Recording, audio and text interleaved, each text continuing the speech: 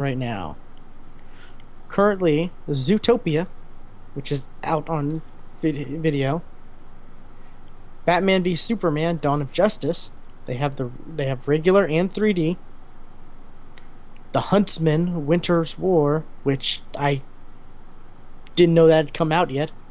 I don't either. Barbershop: The Next Cut. Oh boy. The Darkness, which I have no idea what that is. Keanu, which I got a yo ho ho copy of that, and it was not that great. Oh, don't say that. I want to see it, and I wanted that to be good. Like, it just I'm sorry, but I don't know if Key and Peele's humor stretches to a movie length, Maybe. or maybe it was just a bad movie. I honestly don't know, but I did not like it that much. Ratchet and Clank, God's Not Dead 2, Clown, and Pally Road. I have no clue.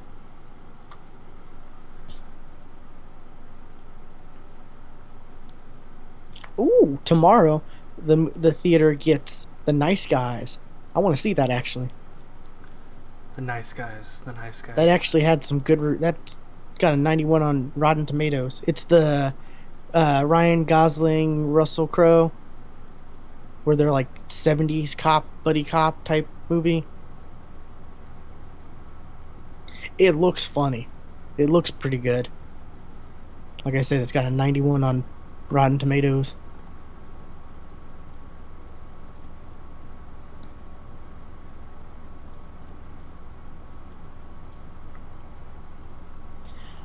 A Bigger Splash. I have no idea. I've never heard of that movie. Uh, oh, and Money Monster. Huh.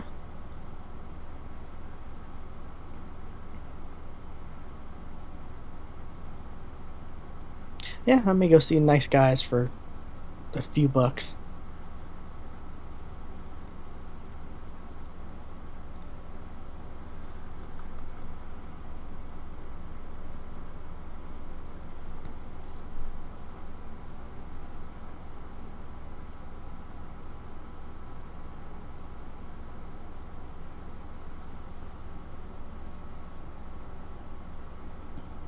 I was wrong, Stuart.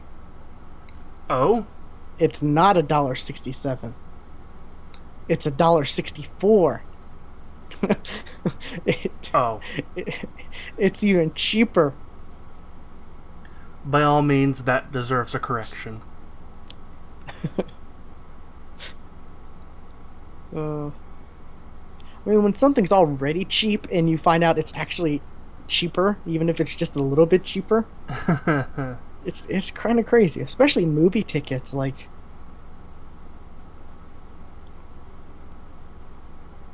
I rented Zootopia. Google Play's got like a half off thing right going on right now. I've heard really good things about that movie. Yeah,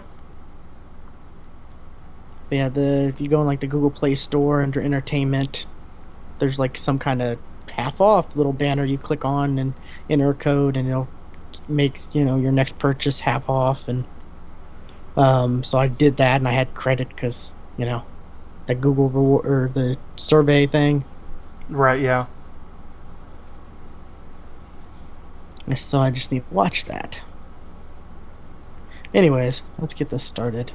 Exit. Uh, Retweet.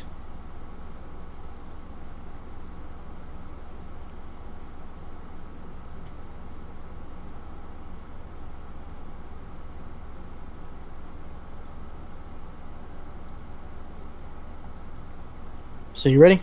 I'm good to go. Okay.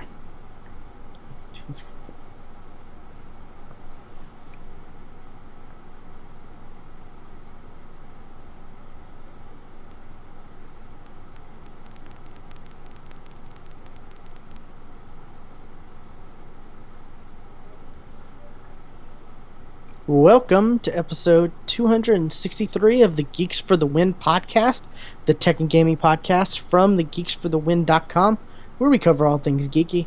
I'm your host, William McDonald, and I'm joined with my co-host, Stuart. Known across the internet as Casual Terror. Alrighty, we got a lot to talk about this week. We got some things. We got some We got notes. some things. We Yeah. got some notes. So, Stuart, what have you been up to? Well, because I did break down and get some stuff from the Steam Summer Sale. One of the things I got was Dragon's Dogma Dark Arisen, which is a game I really I wanted to play this game for a while. This game originally came out on the PS3 and 360. Is that the game with all kinds of dick jokes in it? No. I'm thinking of something else then. I'll keep talking. I'll try to look up what I'm thinking of. It's a kind of high fantasy kind of it's somewhat of a hack and slash. Basically the whole story is your seaside village was attacked by a dragon, and the dragon kind of ate your heart. Basically, like he stuck his claw into your chest and pulled out your heart and ate it like an M&M. But surprisingly, like, you didn't die. Like you don't have a heartbeat, but you're still kind of walking around.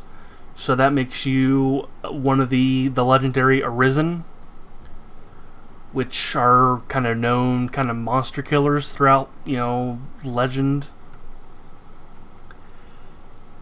And what the Arisen can do basically is they can summon and kind of command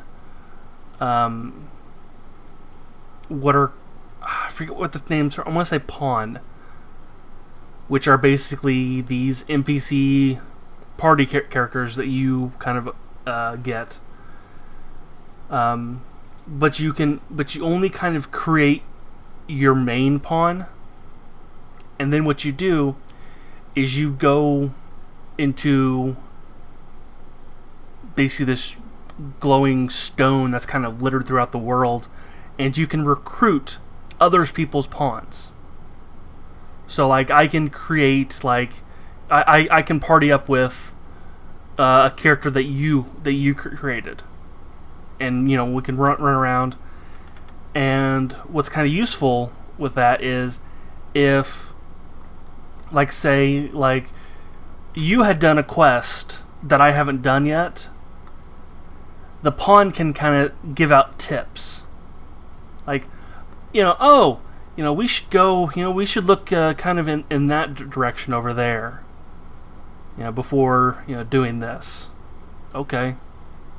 Or like, if you fought a bunch of monsters and your pawn has, a bunch of experience fighting this type, they can shout out hints like, cut off the tails, that makes them weaker.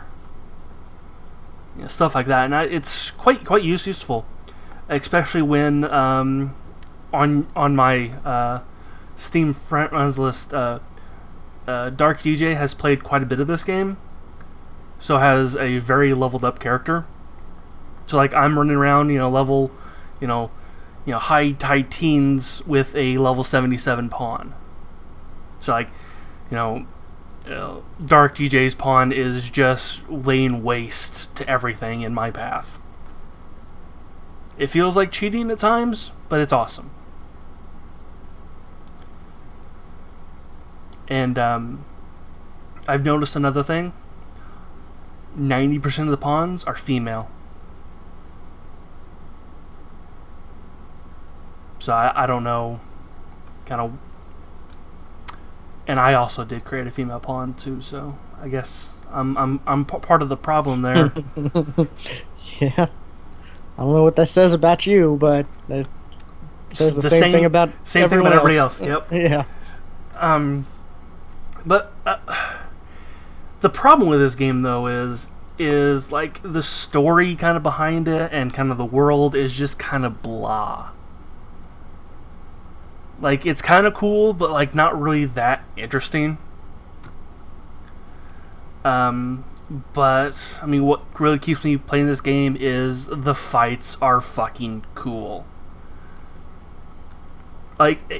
This game it's a mashup between maybe Dark Souls and Monster Hunter.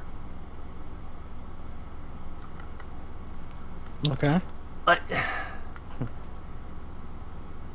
it's not as hard as Dark Souls, but like, you got these giant monsters that you can sometimes come across, and those fights are they're fun because you can actually climb up onto the giant monsters like Shadow Colossus style.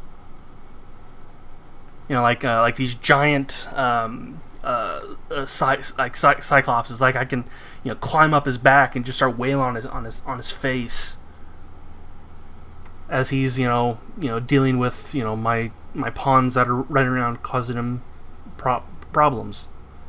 And I can poke at his eye, and then he becomes blind and starts just filling about. But it's really fun. Like, I really enjoy it. And one kind of complaint I have, and a lot of other people have this complaint, is while the world is somewhat kind of big, zero fast travel. That's And sucks in big games. I can't say zero. I'm gonna say limited, because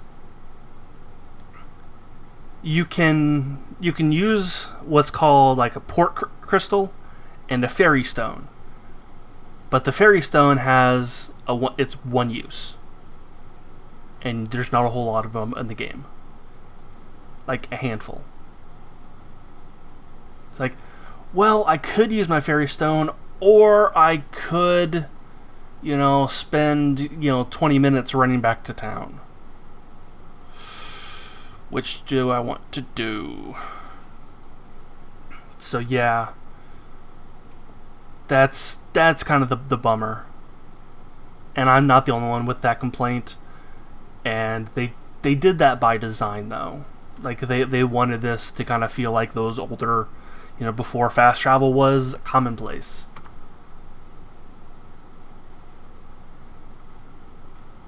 So, but yeah, that game is super fun. And I forget how much it is on Steam.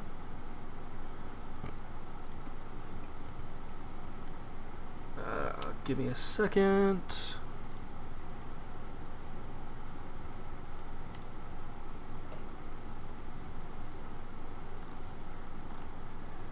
Because of the sale, which by the time you probably hear this is maybe over, because this ends July 4th, so it depends on if you listen to this before Monday. It is $30 originally, but right now it's $20. So it's fun. The game looks really good for being, a port from a last generation console. The game looks really good. So yeah, that's Dragon's Dogma. I've also played a round, not too much of it, of a game called Armello. Have you ever heard of this? No, I have not. It's based off a board game, which I'm curious on what the board game was like now after playing this. And I think Kotaku described this game right. Think Game of Thrones with animals.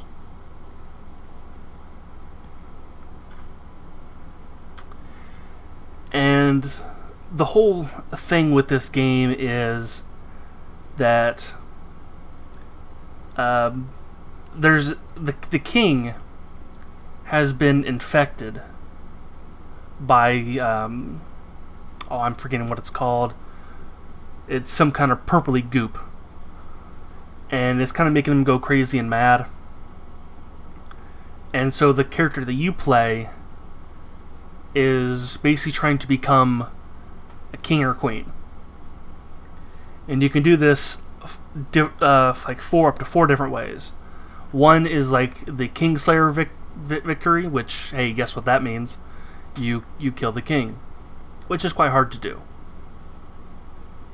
Another way is that you can become corrupted with the purple goop yourself, but become more corrupted than the king, and then kill him that way.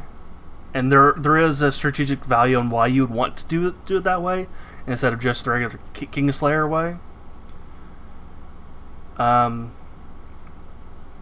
And then another way is to the king is going to die, whether it's a number of turns or somebody else killing him and dying at the same time, which can happen.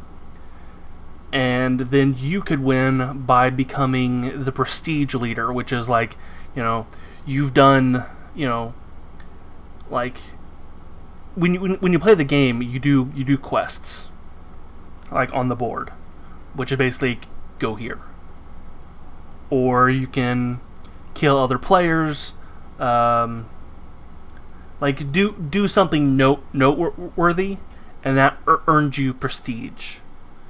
And if you are the leader by the end of the game, and like the king died, you win. And that's actually how I won the first game. And then the fourth way is to gather up these 4 stones and try to heal the king. But that ends up, he gets cleansed, but he dies at the same time and names you the successor or whatever. This is based on a board game? Yeah. That's why I'm like, I kind of want to know what the board game is like, because this sounds really complicated. Even me describing it is like I'm just skimming the surface on how deep this can go. And kind of what I really like about this game is the art style. The art style is really kind of unique.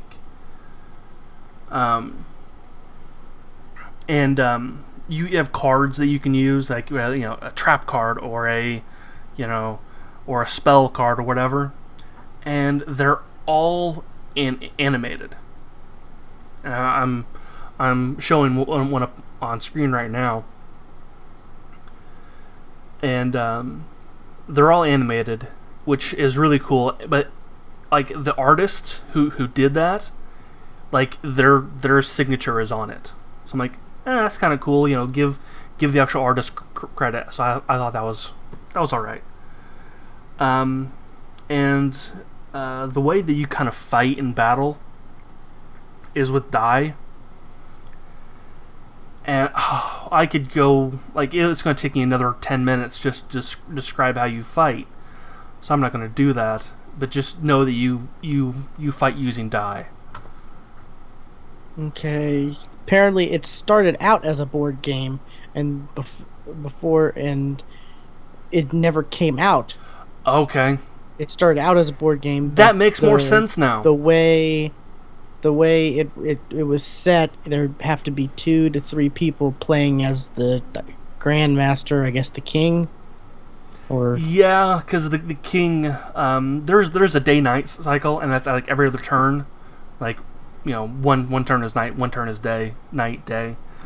And every time it becomes day, the prestige leader and the king kind of throw a wrench into the game. It could be like, everybody has to pay now 2 gold. Or now everybody is corrupted, by 2 points. Which sucks, because every time it becomes day, you lose health. And at night, if you go into like a wooded tile or whatever, you become stealth and like nobody can see you, and you can ambush people and attack them that way. And it's really kind of complicated, but it's really fun. And like I said, it Game of Thrones with animals. Sounds interesting.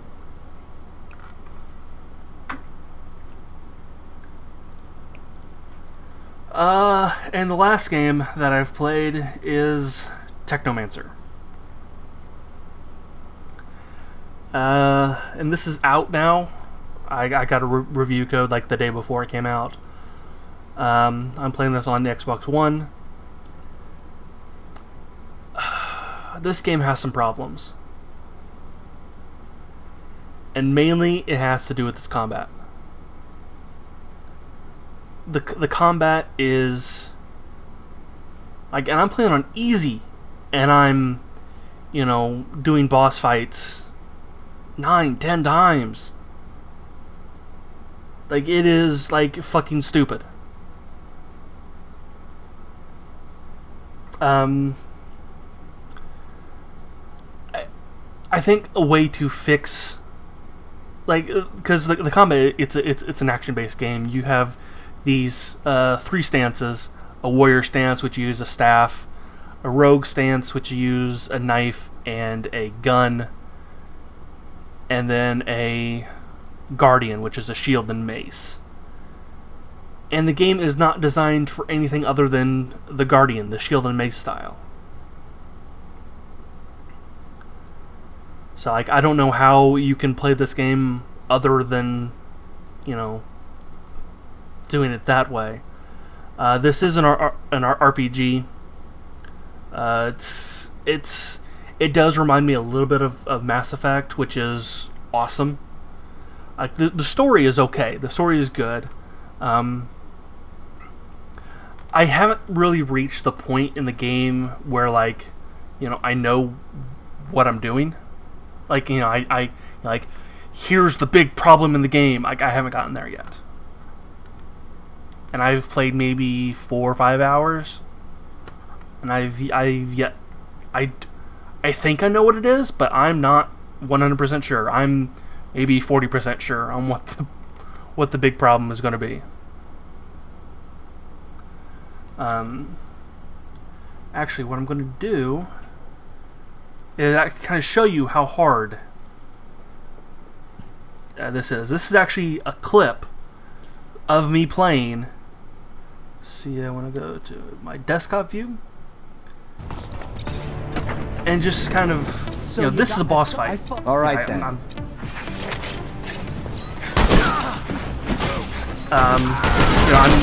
For those of you listening to audio, I'm rolling around on the ground. I'm using my gun, shooting lightning because my Technomancer. That's what Technomancers do. They shoot lightning, and I'm gonna die in a minute here.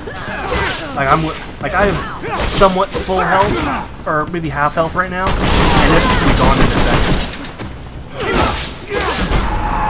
Yeah, I'm dead. Wow. That's pretty crazy. Yeah. It's like stupid hard. And this is why it pays to watch our YouTube version of the podcast. Yes, it does. I want to say, like, IGN gave this like a low score too, like 4 out of 10. Which I can see why. Like, and there are some other kind of issues with the game, like when you walk over enemies to get loot, you can very easily walk past the enemy. Because it does that little thing of the character takes an extra step or two to, make it look right, to slow down from when he's running. But it ends up being too big of a step, and you walk over the corpse that you're trying to loot. So you turn around, try to go forward a little bit, and then you do it again and go past him. So you'll spend maybe a minute or two just trying to get the button prompt to goddamn loot. But yeah, like I want to like this game more. but I'm having issues, and I'm not the only one having these issues. Like I even asked Blue, who's played this game a little bit longer than I have, because he's also reviewing it, but for the PC. He says, I asked him, I was like, does the game get any easier? Because what you saw me playing through watching you on YouTube, that was uneasy, by the way. And he just said, no, you just gotta learn the game. And Wow. I am starting to learn the game, but that's playing the way that they're forcing me to play, instead of the way that I want to play.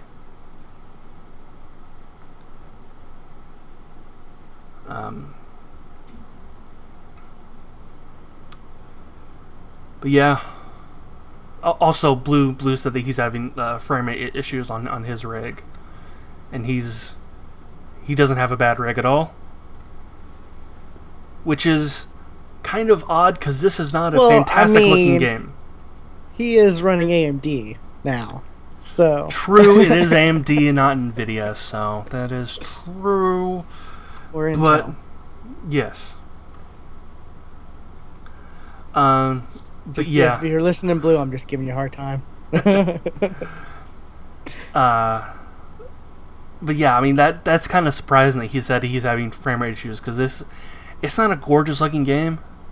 Like, it looks like it could have been made end of last generation. Like, this could have been a last gen, end of 360 PS3 era game. So,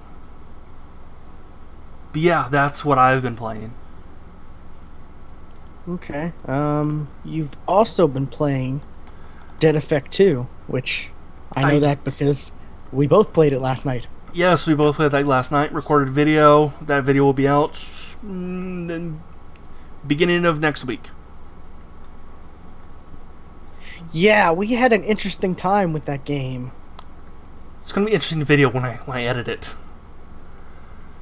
Yeah, like you had the most issue, because you were trying to play with the controller, which the game has controller support. Full controller support, it says, That's bullshit.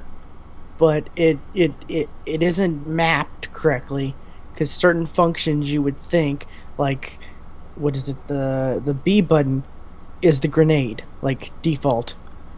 Yeah, That's the default grenade button. you And I'm like, you chucked some accidental grenades from time to time. yeah, and B is normally what, crouch, or if not the thumbstick. Melee, yeah. Melee, crouch, yeah, it's either one of those two, yeah. So that was weird, and I had to go in and map things, and it ended up unmapping stuff off the keyboard, and I had to, whenever I needed to upgrade stuff in the menu and stuff like that, it would, I don't know, it wouldn't let me do anything while the controller was enabled, so I'd have to go controller, I'd have to go in the settings, disable, and then, I finally got everything that I could map to the controller. This is supposed to come out on consoles, but I don't know how they're going to do it, because I had like all the buttons mapped to something, and I still couldn't melee. I still couldn't. You had trouble like opening up like lockers and stuff. Well, yeah, for some reason the action button became unmapped to my controller. So I had to go in and remap that and fix that and do other stuff. But yeah, I couldn't melee. I couldn't do. I couldn't reload. Like, there was no I had everything mapped except for melee and the reload button to, I just had to wait till my clip was empty and then I'd reloaded. Which took forever for both of us. Yeah, reloading, yeah, that was a pain, especially It was like a 2 to 3 second reload. Like, And there were some enemies that are fast and like there were these little monkey enemy type things, and right, they yeah. were fast, running around, jumping really high, and it's just They like, would kind of you know, appear behind us somehow. exactly, and it's like having to wait 2 to 3 seconds to reload when you've got a couple of those coming at you. Yeah. I think you got to the point where you were running to the health station. You were like, I'm just gonna sit here and shoot. Right, yeah. And I'm like, oh, okay, have fun with that. Yeah, it was actually kind of funny because an enemy actually ran up to me, looked at me, and just didn't do anything, and then turned around and went after you. yeah, it doesn't look horrible. It's not like, you know, like not like Uncharted, you know, No, Rise, amazing looking, but it's, you know, it looks like high end 360, I'm gonna say mid. mid 360. Yeah, I don't. Yeah, Would you have the settings on? Did you have everything on high. high? Yeah, Okay, I did too. Um, it's 3 player co-op. You have to play the first 2 missions before you can do co-op. maybe because there was a while where I couldn't even do co-op. Like I'm like, you're like, okay, stand here. I'm standing there. There's no button prompts, no nothing. Like I had to Yeah. reload the game for the button prompt to finally show up for me to actually be able to join well. Yeah, I spoke to the PR person about and when I requested the code, because I just, it seemed interesting. It's like a $20 game. I was like, oh, I could play through this. It's not a it this probably won't be a real intensive, game like a, Mass Effect or something, like one of the AAA games where you have to devote a lot of time. I just thought, oh, this could be a fun thing. I play through a bit, talk about, maybe make a video or something on. And I told them, hey, I'm not a big, I'm not that good at PC. So, I originally requested the Xbox code because, and they were like, oh, it's coming out in a few weeks. Well, here's 3 PC codes. And I'm like, okay, I'm just telling you, I'm not good at PC gaming, so I'm not planning on reviewing it on PC because I don't think that's fair to, because because going into it, I was thinking some issues could just be I suck at PC gaming. So, that kind of, I don't want to really No, penalize them. none of those But issues we had last night were because.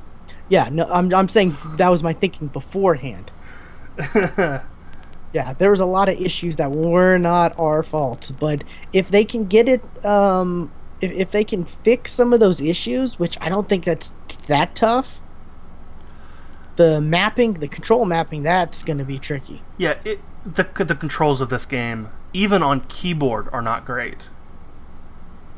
Um, like, like when I first started the game, like, they expect you to oh, this first person shooter, like people, a lot of people play Call of Duty with sensitivity maxed out, so let's have that be our medium.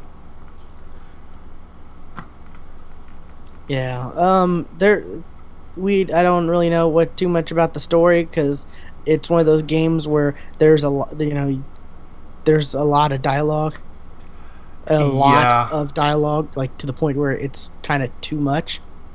yeah, especially And when you're listening to someone do a horrible Russian accent, it like gives the you the worst. option when you complete a mission. It gives you the option to skip the story dialect and go straight to the next mission, but it doesn't do that. It still makes you go and talk to the person and Yeah, like, select the mission oh, and stuff like that. do So you want to jump to the map and skip the story? Yes. Okay, we're gonna put you as far away from the map as possible, and have to make you talk to your person anyway. exactly. So if they can fix some of these issues, it would be a fun co-op game to play. Like there's not, like I said, the story from like the first couple levels. I did a solo before we played the co-op, and when I was trying to figure out how you do the co-op because I booted it up and I didn't see an option to you've got to go into your hub world, go to the map, create a server, all that. Um, so if they can make that maybe a little easier, if they can fix the control issues, like this could be a fun co-op game because it's three-person co-op. Pretty much you're running around shooting things. Like there's not much to it, but it's enough, to where you would have fun if you were playing with two other people. If the controls worked. Right, yes, if the controls worked. And I say the price is maybe double what it should be. I think the price should be $10 instead of 20.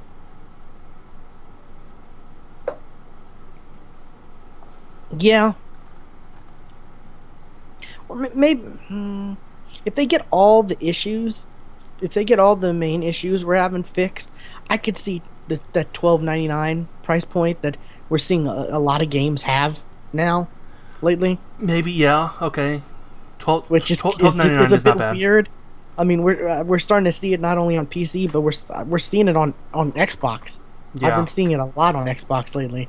$12.99. I'm like, well, it's not as bad as 15, but it's not quite 10, Yes, and that's exactly what their goal is. Yeah, and thankfully that $12.99 ain't $20 because some games you see $20. Some games you see $60. Like your Technomancer, oh, that's $60. Yeah, that should be 40. Maybe 30, from what you're saying. No, I would put it at a 40. I think what the game does right, I think is fine. Which I didn't really, state what it did right, but which is loot and stuff. That's perfectly fine.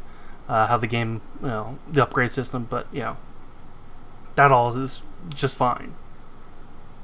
Yeah, there were with going back to Dead Effect 2, there were like 5-minute intervals where I was like, "Oh, I'm having fun playing this with Stuart," and then something would go wrong, and I'd be like, and then oh. I look over and William was crouched in a corner, looking up and down violently, making movements no human should ever make. And then at one point, I end up throwing a grenade up in the air. Like straight up in the air. Which was absolutely hilarious because you were looking straight down and then grenade. Like as you popped up. It was hilarious. Like I said, I had to turn controller support off whenever I had to upgrade. And so you upgrade right in the, when you're in the like server party lobby, whatever. So I planned on just, control, once we spawn in the level, so then go into the start menu options, enable a controller, and bam. But for some reason it unmapped the escape key being the menu button. So I was like, okay, I was just pressing all the other buttons to see if maybe it mapped to something else, or so that's why there was a time I threw a grenade up in the air, or I did a bullet time out of nowhere. Yeah, because there are effects, there are certain abilities, like there's a bullet time ability that I have or my character has, that's really cool, that actually was helpful for you at one point. Mine shoots can shoot lightning. That was useless completely. Having to reload during bullet time is the worst.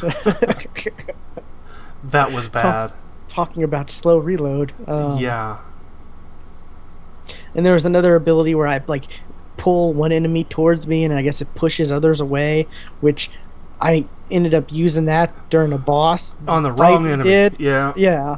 I did that on accident because I think that was before I had the controls mapped. And even when you did that, I didn't know whether I didn't think you did anything. It looked like the game glitched out, and all of a sudden the enemy disappeared and appeared. like 10 feet forward. Yeah, So like I was like, it oh, didn't I look think I that did. good. I was like, oh, I think I did that on accident. So that's gonna be a rough video, but It's gonna be fun to edit yeah. because there was a lot of standing around. Well, like I said, I had to like map my controller a couple times, Right, and and also like between missions, like us equipping stuff, that's not fun to watch. yeah, true. And Uh, none of the stuff that we were equipping was cosmetic, which is a and none of just it seemed to really it matter didn't do much. anything. Yeah. It didn't seem to. I didn't notice much of a difference. So I don't know. It's Dead Effect 2. The video will be out on our YouTube channel, so be sure to subscribe to it. Got a couple other things I'm working on. So um, next thing, a little game called Heart and Slash. This is a roguelike game. Um, you're talking about sensitivity, Twitch shooter like sensitivity. This is the sensitivity on this is horrendous. And I can't remember. I don't think there was a way to turn it down any. And I don't have too much experience with roguelikes. I've kind of just started playing them. And it seems like you kind of want to have better control of your character than, oh my god, he's, spinning around like crazy at the slightest movement of the thumbstick. Okay. Like, I'm not a high sensitivity guy. No, neither am I. Like, for example, on Destiny, I think mine's set to like just average, me or Yeah, right in the middle. that's where I like to hang out too. So I wish I could play at higher sensitivity, but especially a game like this roguelike, I don't think it works at all. It's not great. The story of it's kind of generic with like oh my god, there's so much like story prompt like reading, like text, scrolling text. You have to get through. Well, not scrolling like the Star Wars scroll, but like you got its text, the new line of text, the Okay. new line of like normal games, but there's so much of that before you can actually play anything. It's like these two scientists, one's like the boss and one's like the lackey, the assistant, and it's like, oh, did you get my coffee? Oh, the coffee maker was broken. Oh, blah blah blah. It's like, I don't know how much dialogue just about, oh, why don't I have coffee? Coffee maker's broken. Oh, well, Oh, so what it's blah blah it's blah. dumb story. Okay. Yeah, and then like finally it's apparently you get through. Apparently the robots have revolted against the humans, and this is like you do a little test. You do a test fight. Before the revolution, the robot revolution. I think it's the revolution. I don't know. I can't remember the exact name. It's a play on words. What they say. Like that. But you do this like tutorial thing where you're the scientist dude's like, oh, try doing this, try doing that, look up, look down, look right, move around, like just the stuff like, really, you're gonna have me do a tutorial to move the analog sticks? Like, I hate when you have to do that. Yeah, I know what you mean. I can understand, like, oh, combo system, okay, teach me how to do that. Yeah, Stuart footage, and it's like a You kind move of a fast.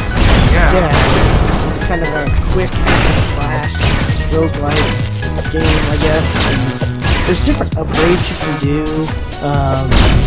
that you'll just get randomly and you can add to your guy, like different swords that have different like you'll get a sword, and then you could get abilities to where you have to, like, I think hold down the right bumper while you're slashing the sword, so it does like fire, for instance, and then like the right bumper would be electric, or just for, I think that was the one of the tutorial examples. I might have had these bumpers mixed up. It's, I don't like it that much. It just moves way too quickly for a game where you have to be, it moves way too quickly for a roguelike where if you die, all your progress is gone, you have to start over again. Oh, that's a roguelike. I'm saying it moves way too quickly for something like that, in my opinion. I don't know, there's no time to think or strategize at all. It's just like, oh crap, here's an enemy, here's another enemy, I have to try to, fight him. So, I don't know, it's the fastest paced roguelike that I've tried so far, so... well, it's the first roguelike game. No, my first was, talked about it last week. Oh, Paranautical. Paranautical, and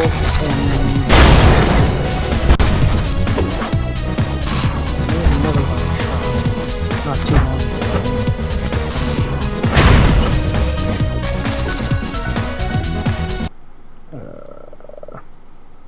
I can't remember which one it was, but yeah, Paranautical. Which that was a lot slower paced. Like, it did not move anywhere as quick as that. It did not at all. I mean, the enemies in Heart and Slash aren't exactly as fast as you are. So I'm not exactly sure why the need for that quickness is there. And there's no way, like I said, there's no way to adjust your sensitivity or anything like that. It's just supposed to be that quick, I guess. That, I don't know if I could play it like that, because that was moving fast in those videos. Like, I can deal with like your actual movement speed, I guess, but when you're trying to turn, and when that's the sensitivity on turning and stuff like that is really high, that's where it gets me, because that's one of the big, that you can go as fast as you want, but if your turning is super fast, then that's even more you have to try to adjust for and expect when you're handling the character. Mm-hmm. So yeah, I don't know. I think that's is that a $12.99 game, or I want to say it was I think 1999. 1999? Okay. So I don't know if that's worth it. Real quick, I want to go back to Dead Effect 2. There's a lot of modes on there. We didn't try all of them. There's the story mode. There's like a survival mode. There's like a multiplayer versus thing. There's a couple like there was like two. There was like 3 different modes before we started, and then after we like midway through the game, I saw there was a couple other modes that unlocked. Yeah, and I think one of those modes was very similar to like the last mission we did with the gas was coming in. Yeah, I think that's one of the modes. Yeah, so there's a lot to that game, it seems like. But it just if you can't play it, if it's Yeah. if it's like nails on a chalkboard trying to play it. But I guess the last thing I want to talk about is the Division Underground, the new expansion. This is the first of the paid, DLC part of the. This is the first of the season pass. I did not buy the season pass. I picked this up because I had that Fallout money. That The Fallout money. $10 they gave to people who downloaded when the Fallout stuff was free. Still got mine. Yeah, I picked it up for $5 because it was $15, so it only cost me 5 out of pocket. Um, it's pretty cool. There's a lot of new armor sets. I've already got you know a bunch of armor pieces. I already have one set that's really interesting. Let me try to pull it up just so I can. Fire. It's called Firecrest. Here we go. It's got some interesting abilities. The the set bonuses, they the like the individual armors don't do anything, but when you have like two of one, it gives you a bonus, and then three of one, and then four of one. Mm-hmm. Um, the set bonus for two of them gives you three more incendiary bullets, so you can hold a total of six. Okay. That's pretty cool. Because there's times where I don't use them, and you get them for free from your base. So it'd be cool to be able to stock up for when I do need to use them. Save for like the incursions or um, the set three bonus is 100% reload speed. That comes in handy. And then the set four bonus, killing a burning target grants incendiary bullets for 10 seconds. So if you get to a point, that pretty much helps keep your incendiary bullets lasting longer if you use it right. So this is one of the first times I've seen the set gears or the set bonuses kind of have a interesting theme to them. Like this is for players who like to, use the incendiary bullets to set things on fire. Right. And I like to do that because you shoot an enemy, they scream like a little girl, like "Ah, I'm on fire," and they're trying to pat themselves off, and you're just able to shoot them while they're trying to pat themselves off, off fire. And I like that because that prevents them from shooting you. Right. And Yes. I don't like to be shot at. So It becomes very, very, very useful. Yes. especially for like a heavy, which uh, I guess the new incursions we've played through it once. I haven't beaten it, but it's interesting. There's a part on the first part is on a rooftop where um it's on a rooftop, and there's four big main heavies that are like really like four named heavies that you have to deal with. They're all named after the I think it's the four horsemen of the apocalypse, Okay. like So like death, death, war, pestilence, famine. famine. Yeah, they're all named that, and they are having four on like it's a wide area, like the rooftop. It's pretty big, but you have all of them, and then like once you kill one, like it brings out more of the other enemies, like the engineers. I fucking hate the engineers in this new DLC because they have these RC cars that they drive out towards you, they explode, and they set the surroundings on fire, and they're so annoying because they're so quick, and there's like no way to run from them. You see one, you've got to like try to shoot it, or you're just gonna it's just gonna explode and you're gonna catch on fire. So that's interesting. When we found out the best solution was to lower them all to low health, and then to the lowest health we could, and each individually, and then kill them all. So we wouldn't have to deal with kill one, another squad of enemies come out. We'd be able to do that. But there's also snipers, and yeah, so there's a lot of crazy hecticness going on. That's just like that's just the first part of the incursions, and that took us a few good tries. Um, the second part it's kind of interesting. You go into the building and kind of underground. Not I don't think actually I don't know if you're underground or not, but you go down an elevator in a building, all that whatever.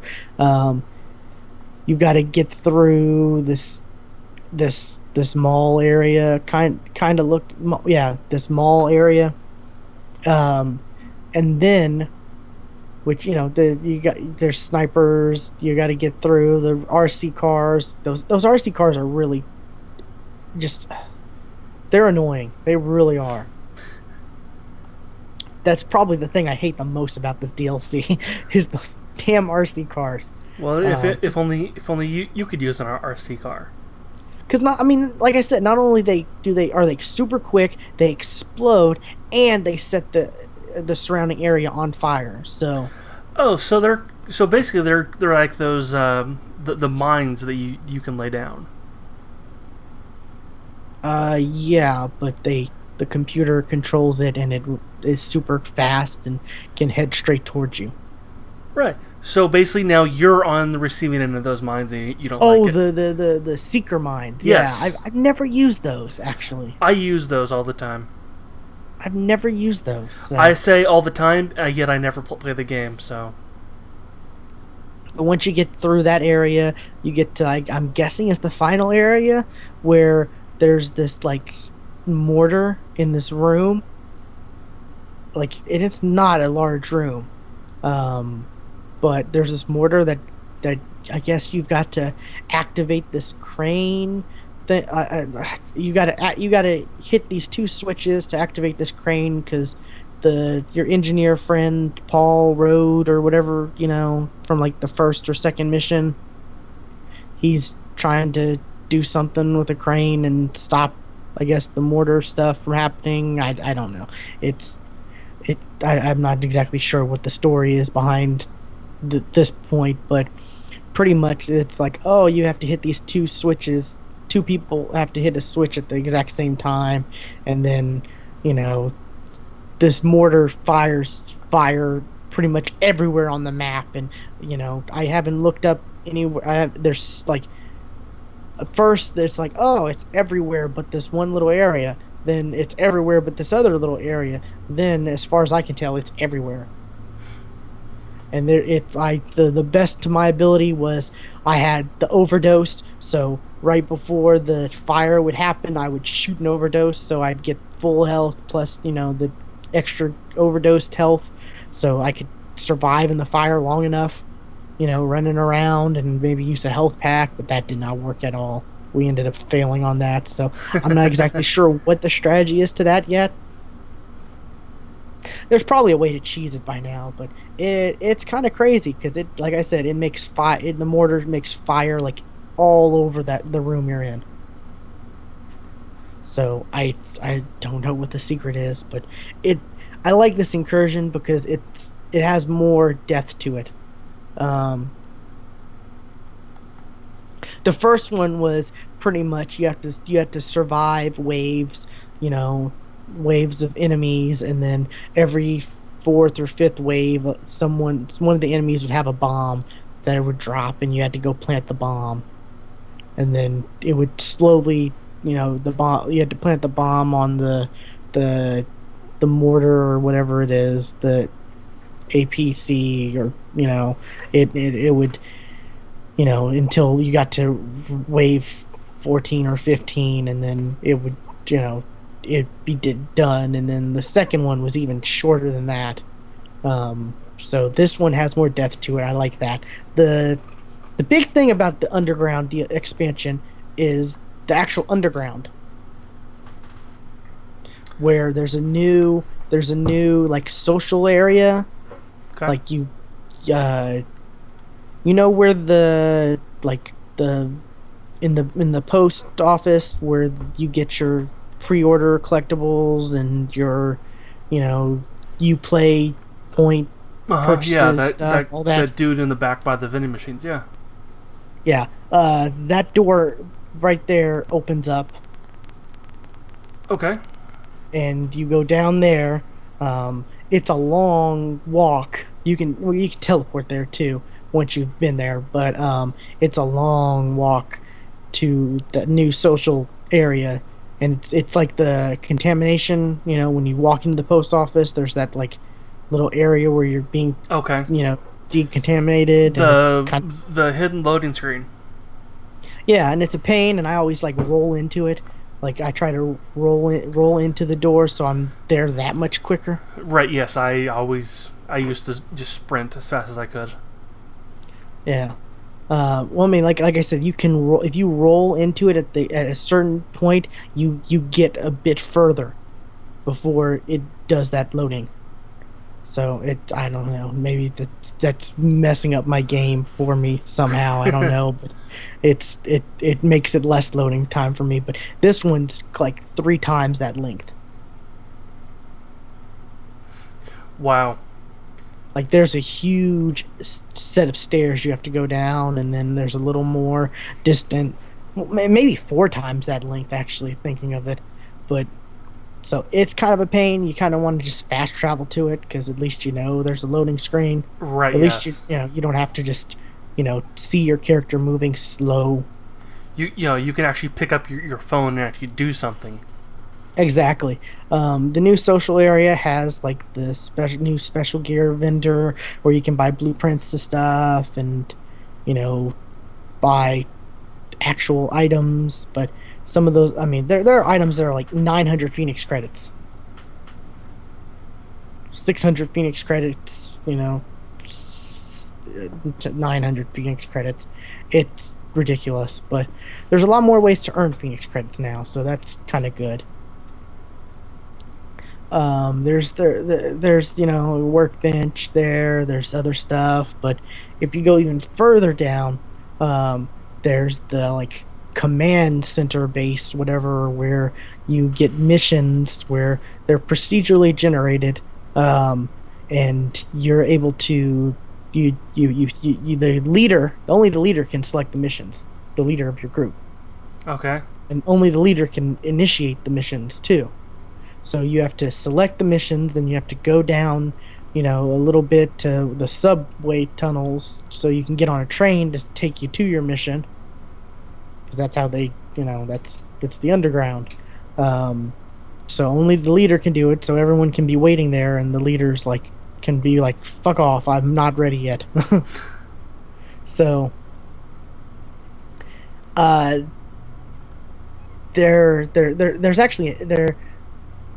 there's four modes right now. There's the normal, hard, challenging, like normal, like everyone knows, but they added a new mode, heroic. And Okay. that works for the daily missions, all the, that you're able to do challenging on to get extra Phoenix credits and stuff like that. Now you can do it on heroic, and it gives you even more Phoenix credits and stuff like that. So, um, challenging is it's just it's tough. It really is challenging. Before, I mean, challenging on other, like the doing like, oh, the Lincoln Tunnel on challenging, or doing the uh what is it, the Russian consulate where you have that crazy chick at the end as the boss. Oh, Okay. that's challenging is a bit tough, but it's not impossible. Um, we got mowed down like so quick trying to do challenging, and then finally we were like, okay, we're gonna take our time. We got four people. We're gonna take our time, do it slow, make sure, and nope.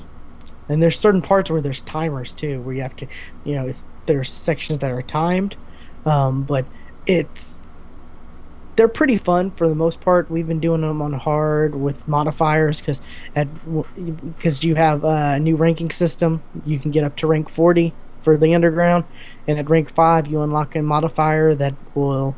It's called like Fog of War, where you have no minimap, and you Okay. supposedly get for the modifiers you supposedly get better gear or better chances for gear, stuff like that. Um, And then there's another one where if you use one of your abilities, like one of your bumper abilities, it makes both of them end up on cooldowns. So say I have Seeker Mind and, uh, Healing Bag. Okay. If I activate the Healing Bag, both the Healing Bag and the Seeker Mind are now on cooldowns.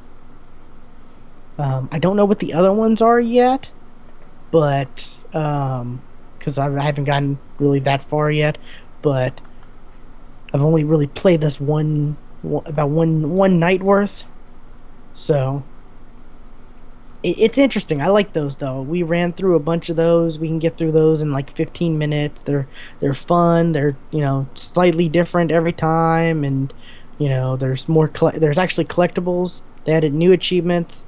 I think 150 new gamer score, and I don't know how many new achievements, but there's collectibles like more audio logs, and there's like audio logs and photos. So since the levels are like randomly generated, I guess I don't know. I don't know how that works with the collectibles. But every time we're playing, I'm like, look, keep an eye out on the collectibles, and like, oh, here's a collectible, and all the people who are way ahead of me are like, ah, and have to turn around and come grab the collectible. Well, that didn't happen on Dead Effect 2. We just went like, fuck the collectibles. Yeah, at the beginning, I was like, oh, what's this? What is this? And I'm trying to like, move. Like, is it a power up that because it looked just like the other ones It where looks like a pickup. Like, yeah, hey, it's like, oh no, you have to money, shoot it. armor. You have to shoot this and destroy it, and there's three of them, and it's like we didn't see two or three in that level, and I think we only found two in the whole time we. But Yeah. anyways, yeah, the division has new collectibles, and I've already come across a couple audio logs that were I was kind of like, this is some weird shit. Like, are you guys listening to this? Because this is some weird stuff going on. Which is was one of my favorite things of the division. It was the cell phones that you Yeah. found, Yes, those. because it gave it I so much story, especially I when they were got multi-part. addicted to those. Yes. The multi-part ones were amazing. Yes, they So I'm were. glad to see there was more. There's more of that. Um, yeah, I'm enjoying it. I'm probably gonna be playing more of it.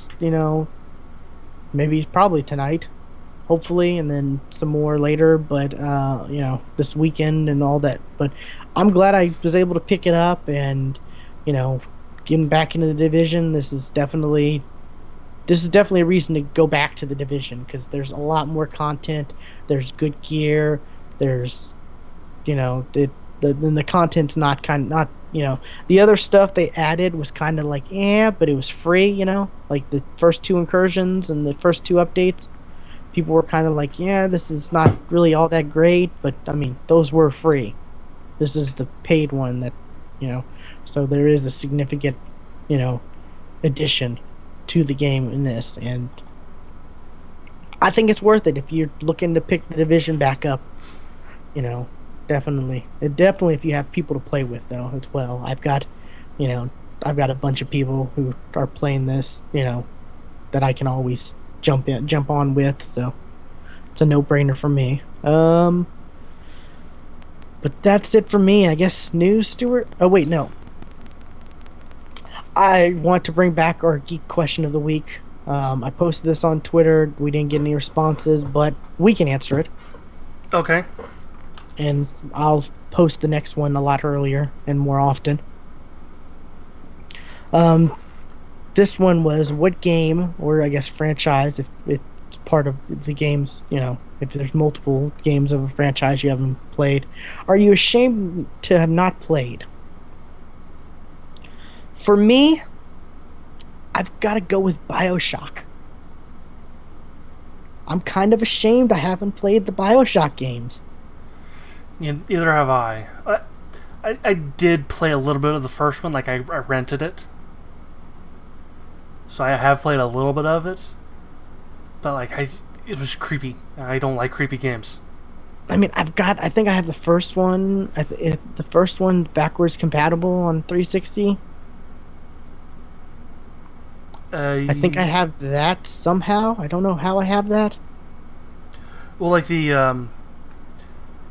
remastered editions were just announced, so Yeah, that's coming out September 13th on PC, Xbox, and Xbox One and PS4. Um, but yeah, I've never played them, and I think I have one on PC. I have one on Steam, and the I guess 360 backwards compatible now. I keep meaning to go to it and check it out, but I for whatever reason I just haven't, and I kind of it I mean, from what I've heard, it's one of those games where the world is so immersive and it's hmm just an experience, and I love those kind of games. I really do. yeah, So, I that's got to be, I know some people listening would probably be like, "Oh, you should have said Mass Effect." I don't care about Mass Effect. I'm not ashamed I haven't played that. you should care about Mass Effect. You should care I'm about not Mass. ashamed. I'm not ashamed. You should care about Mass Effect. I tried playing the first one and I could not get into it. It was a slow start, and I just got fed up with it. Mass Effect games are not fast, but they're so good. I mean, the first one, it just took forever. Like, I played a couple hours and nothing happened. Like, You nothing was happening. got to set it up. You got to set up the story. I guess. Like you got to set things up to oh, this is how you play the game before shit goes down. I don't know. I'd rather just maybe. Everyone's like, "Oh, story, story, story." I'd rather maybe just watch someone run through it than play it. But what about you, Stuart? You got something? I'm gonna cheat a little bit, and it's a game. It's a franchise I've started, but never finished. Kingdom Hearts. Ah, that's so good, so good. I'm ashamed I haven't gone back to those games. Well, it's kind of hard to do since I have your PlayStation 3. Oh, I got another one. Oh, you did? That's why I Okay. sent you that one. Remember? I got the slim. I didn't know that. Maybe I did. Yeah, I'd forgotten, I guess. yeah. I got the slim online for like $100, I think. Okay. So I was like, oh, that's perfect. And I guess I'll just give this one to Stuart. Yeah, and it's sitting under my TV collecting dust. It's it's a champion at that. That glossy finish. It does that, yeah. Even though I use my Xbox all the time, it's still that's dusty too. I hate gloss. I hate gloss on consoles. I really do. They do collect a lot of dust real quickly. I wish it was matte finish. I really do. Those See, are now it's so easier. it's really bad when you have that sitting on glass. Oh yeah. So you know, it doesn't look like the shelf that it's sitting on is gray. It shouldn't look gray. Not at all. It's like a dark tinted color originally. You, my friend, need to invest in a feather duster But then that just moves it to somewhere else though. or a Swifter, one of those things that like grabs the dust. Yeah. But that also requires me carrying. Yeah, true. So yeah, that's kind of the problem there. Anyway, yeah, I got to a point in the first one, and just like I want it. It's something I want to do, but don't have the time to do. If at the very least, go look up for like the like how you did Uncharted, and at Mm-hmm. least do that way. Because Yeah, I I mean, might. it's a shame because the gameplay is so interesting because you're playing through like Nightmare Before Christmas or Lion King or Aladdin, like all those great all those great Disney worlds. You're just world hopping, Yeah. you know. It's so great. And now if you were saying the second one, I'd be like, okay, I understand because the second one had a lot of BS in it. There's a lot of this gummy ship BS happening. Oh, I didn't really get much into the ship building stuff in the It was first. a lot. It was there a lot more in the first or in the second one, if Uh, I remember correctly. yeah, Yeah, I didn't care for it. not that fun, but yeah, being able to go like world to world and teaming up with all these different Disney characters and is so great. But the story is really amazing too. I really like the story. Let's see. I got to the last thing I remember I was playing was the the Hercules world Oh, that's pretty. That's a where pretty good you one. fight Cerberus. That's the last thing I remember. Man, you're gonna make me have to dust off my PS4 or PS3. Because I've got that I've got that too. I've got that 1.5 remix. So I need to play that. But yeah, Yeah, that there was was no news at E3 for three was there? I not that I heard of. Like that Kingdom Hearts 3 for the last couple years has been like the big, all the like at least a handful of people from all the major different, at least one person from every major gaming press site Uh huh. is like you ask them what are they looking forward to? Kingdom Hearts 3 release date. I've heard, from someone from IGN, someone from Polygon, someone from like, almost all the big, press or all the big journals, news companies, just like wanting it, but it's not there. There's still no release date. That's really sad. And didn't I hear a rumor that like they had to like they scrapped the whole thing and start over? I hope not. That would be bad. But it is supposed to be coming out on both consoles though, so that's good. Okay. They did announce that a couple years Well, ago by when the they by the first announced it. by the time it eventually comes out, I'll most likely have a PlayStation 4 anyway. Yeah. But I don't know. I want to play it on Xbox One, get them achievements.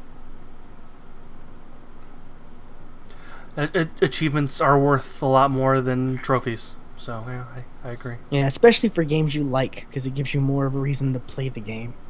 Yeah. Like, that's the reason why I've been playing a lot. I haven't didn't mention it, but I've been playing a lot more Overwatch 2. I've been looking through the achievements. Okay, Wait, which characters you do played I? Overwatch 2? How the hell have you played Overwatch 2? I've been playing, a lot of it, and I've been I've been playing it mostly. I've been looking at the achievements, and I'm like, okay, I've got to stick 4 people with tracers bombs in one game, you know. So okay, I'm gonna be playing tracer for a bit until I get that. And it's like, okay, got that. Now what? Let me try this character and do this. Let me try blocking 10,000 damage with Reinhardt's shield in one life. Let me try that. Still haven't gotten that, That'd be kind of hard to do. yeah, I like the fact that some of these I like the fact that the achievements are, different characters because, some of these characters I wouldn't be playing, but I like the game and I want to get more achievements for the game, so it's kind of a win-win for me. But back to news. News, yes. Let's see here. Games with gold, because tomorrow is July. Okay, this is kind of a lackluster, except for one, and I'll let you announce them first, and then As it loads, okay. Uh, for the Xbox One, we have the Banner Saga 2, which I've kind of wanted to play the first one. Like I've been interested in the first one, so I mean, picking up the second one, you know. and they upped the release date. This was originally supposed to come out on like the 16th, I think. Yeah, like they came out with a free version as well. Like I'm talking about on Steam. Like Okay. there's a free version, and then there's the full game. So I don't know. And also on the Xbox One is the game that you are interested in, and that's Tumblestone. Oh, this is so good. Played it at PAX East. Had a blast. It's up to 4 players. It's kind of it's a match three, but in a kind of a it's like reverse. It's like a bunch of it's a match three, and it's a race to match three, and there's a certain way you have to match the three to get through to clear off all the pieces, because it's like a Tetris grid.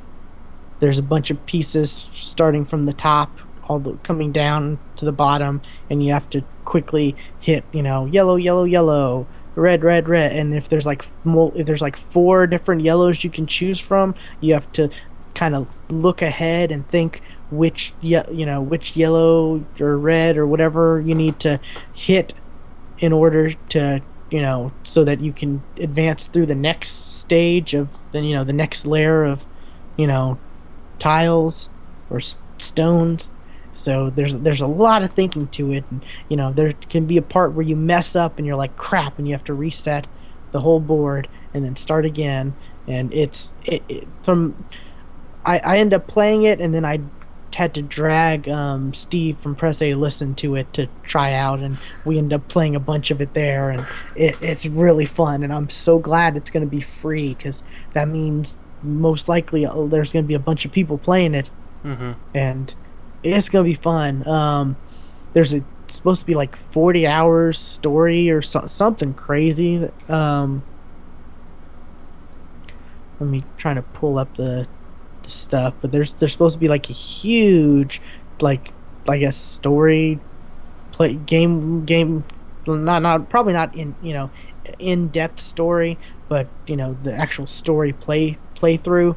There's supposed to be like something crazy, like I said, 40 hours or something, and there's multiple different modes, and it is online.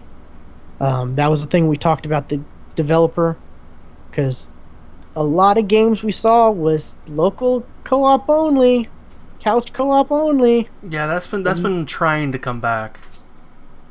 this seems like if you look at this game, you know this seems like one of those games where you'd be like, it's probably couch co-op only, right?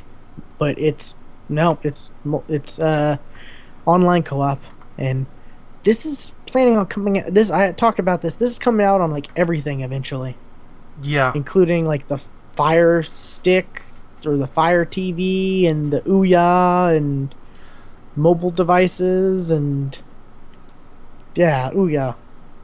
the Ouya, right?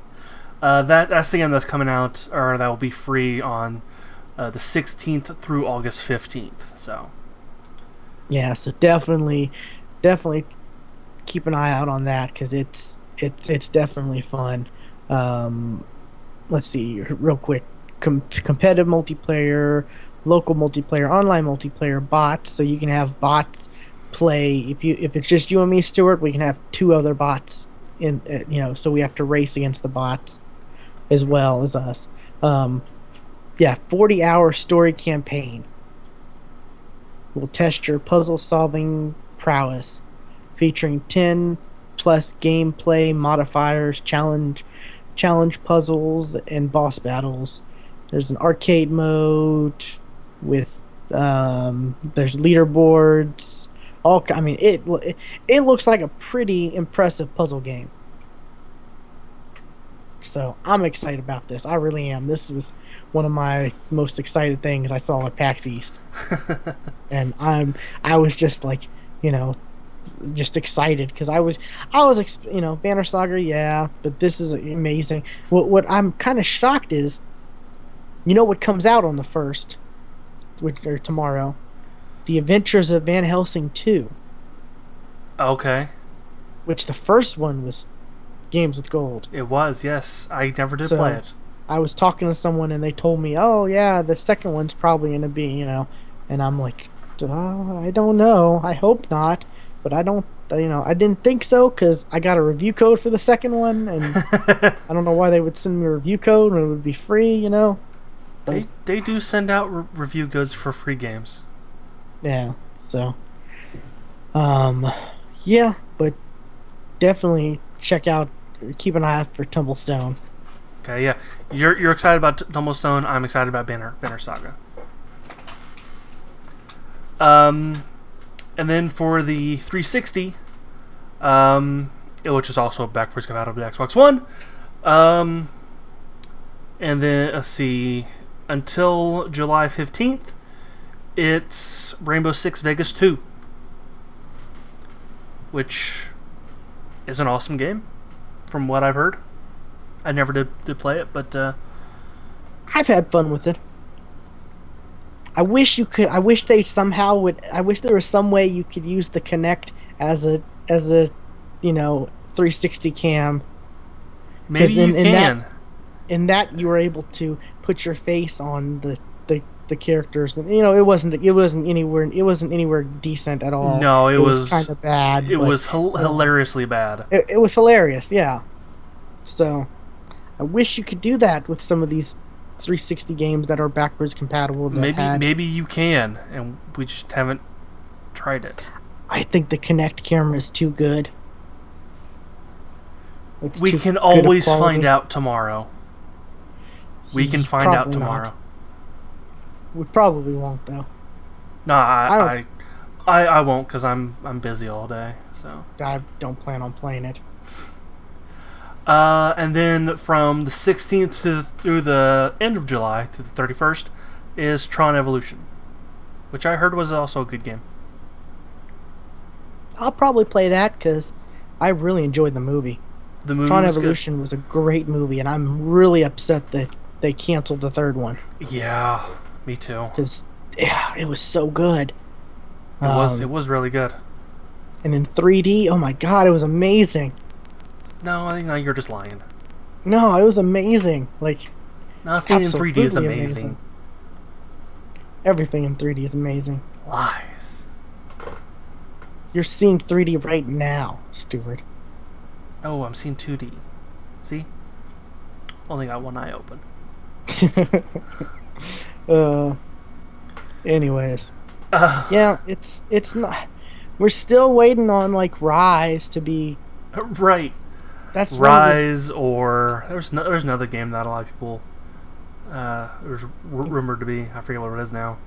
Dead Rising 3. A lot of people are wanting. That may be closer to the fall when the new Dead Rising comes out. Yeah, that comes out in December. Yeah, Dead Rising 4. yeah. So that's what I'm saying. Fall before it comes out.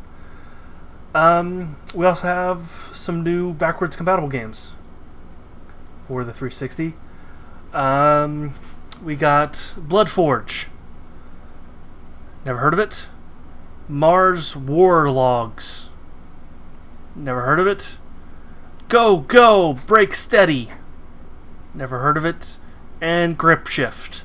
I think I've heard of that one. I looked at this list and I'm like, if this wasn't good thing this is on a different website, because if you were just telling me these, I'd be like, you made these games up. Nope, this is on Game I've Informer. never heard of any of these games. I think I've heard of Grip Shift. Like I think I remember seeing like the image, like the title image or whatever. You go to Google Image Grip Shift and you get bikes, like the actual grips on bikes. Mars Warlogs. What? Never heard of it. Oh yeah, never heard of any of these games. Well, Mars Warlogs is the same guys who did the Technomancer, so there's that. Stuart's glowing endorsement of that earlier. I guess it's not a bad game. It's got some problems that can be fixed. Just redo the entire combat system. And that's really all I got for that. And also, Twitch announced a couple things. One is they're adding a new section that's going to allow for social eating.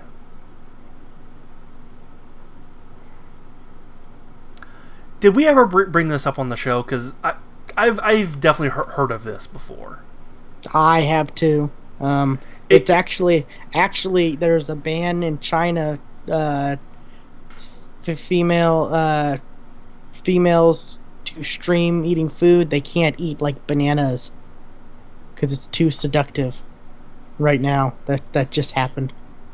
I saw that. I saw them. They mentioned it on the Rooster Teeth the patch this week. Yeah, social eating is really popular in like South Korea, and I've watched a couple of videos. Like, how are people like? Yeah, I don't.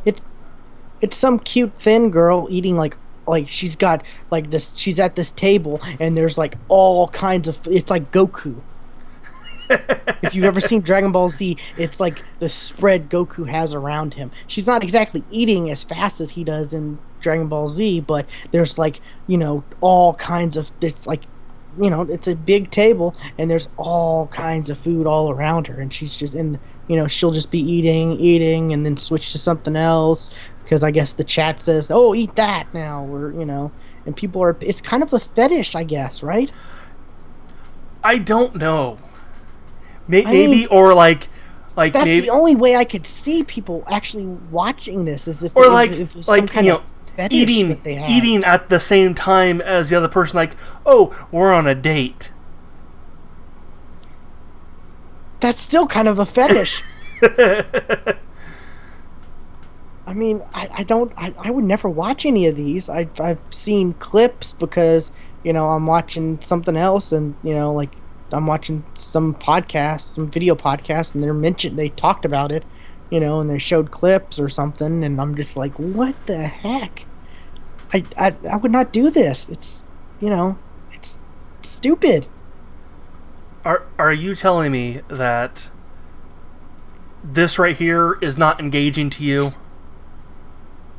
Because this is live, right? I'm actually, I'm on Twitch right now on social eating, and just is that a chick or a dude? That's a dude.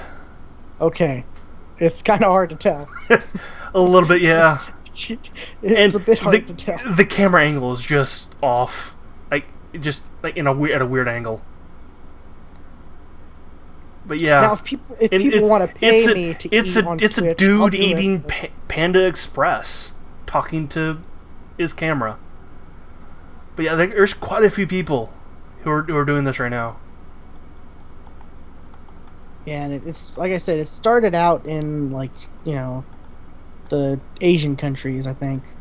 Yeah, like right here. Here's your hot chick eating. Here's your hot chick eating. Right here's your hot chick. Yeah, those dudes exist, and the rest of them are just dudes. I find that funny. This has to be a fetish, considered a fetish, right? I don't know.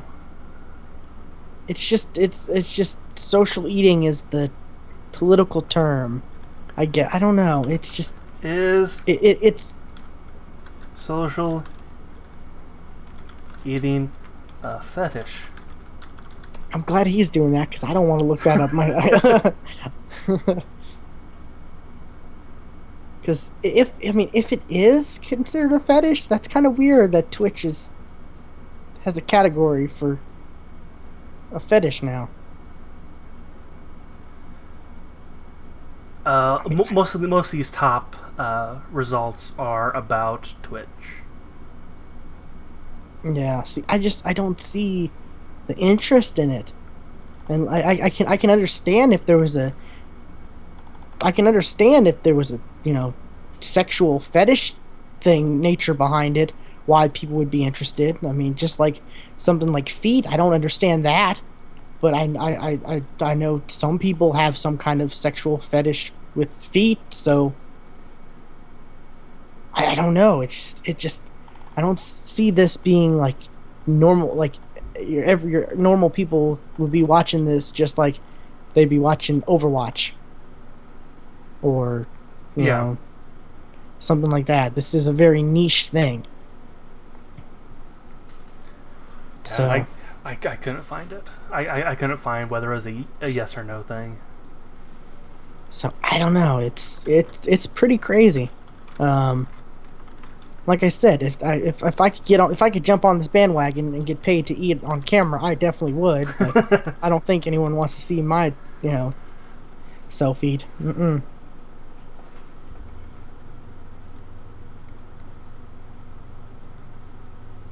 So that's kind of interesting. Yeah, and you mentioned, There are you done is with this? it is a fetish. It So is see, a that's weird. it is a That fetish.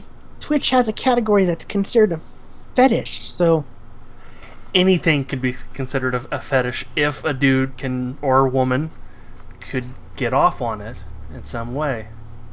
true, but I mean, it's a stretch to say, oh, I'm getting off on this person playing Overwatch or playing other video games. It's a stretch between that versus someone doing something like, oh, she's putting food in her mouth. I mean, like as I was looking to see whether you know, accident fetish. You know, watching car accidents and stuff is a fetish.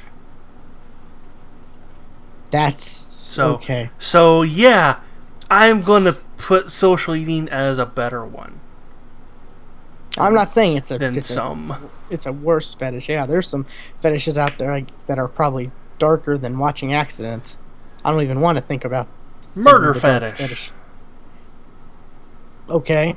that exists. It has to. Twitch announced something else, Uh or huh. so. Getting off this.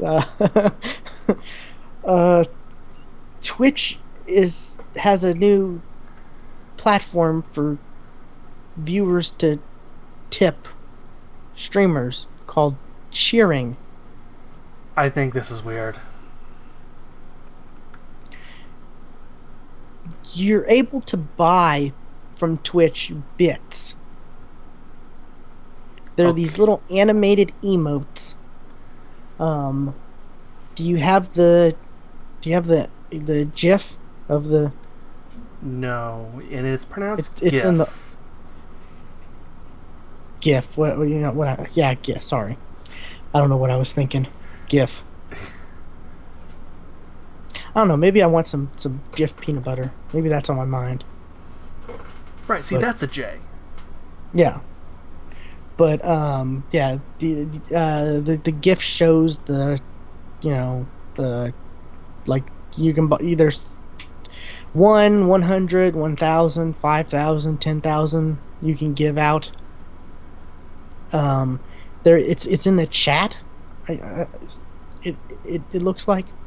Um, so it's a way to donate, but you're able to it's kind of like the Microsoft point system where you've got to buy a bunch, you have to buy some and have some in your account so that you can give away, and they're not they're